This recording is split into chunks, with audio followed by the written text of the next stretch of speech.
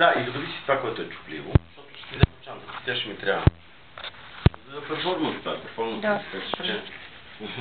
Не е нещо, кой знае какво. Не, по никакъв начин няма да ви... Здравси. Така...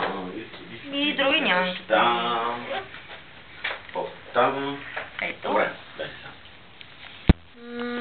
Само дали съм си затворил джобчето. Добре. Не, ще Обаче- си падна. Обаче, чакай. Момент. Да, това е много хубаво светление.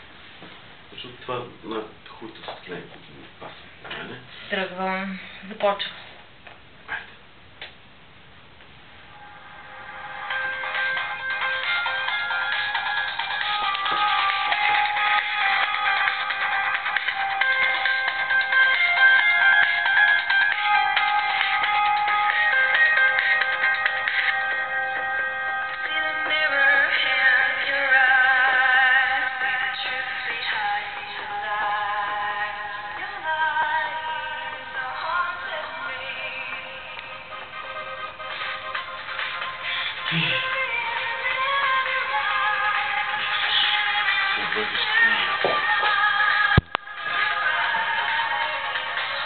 Ти искаш да бъдеш с това, което аз имам. Виж, ти искаш да бъдеш с нещо, което имам аз. Аз имам нещо от нея. Ти нямаш нищо. Ти си много ведо. Но едно, простак, долен, силен простак. Изчезни! Веднага затвори.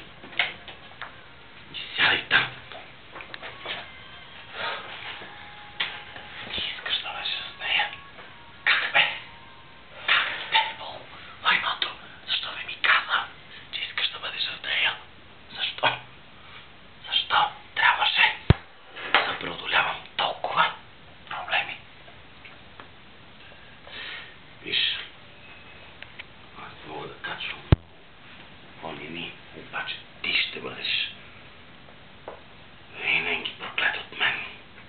И такова проклятие ще имаш, че просто дните ти ще бъдат много лоши. Знаеш ли защо? Защото ти искаш да чукаш нещо, което ми принадлежи. Боже мили.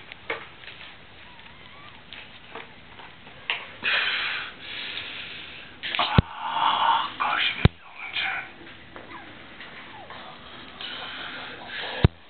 Дайте ми огънче. Дай ми огънче.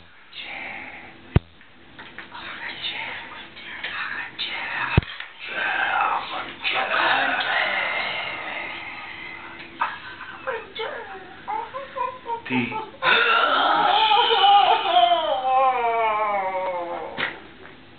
виж, аз си откраднах чантата.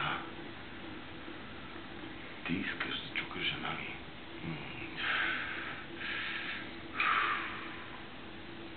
Добре, но не знаеш миналото.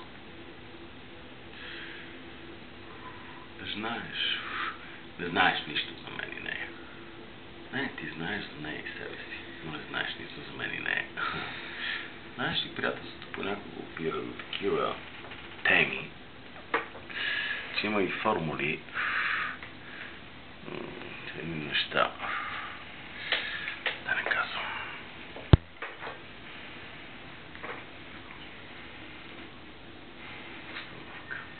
Глупости. Никой никога не може да бъде тази чанта. Освен аз, защото тя принадлежи на жена ми. Никой никога, каквото и да прави, не може да бъде с нея. Защото само аз мога да бъда с тази чанта. И с каквото искам от нея. Разберете. Няма смисъл от магия. Така че, да се разберем от сега.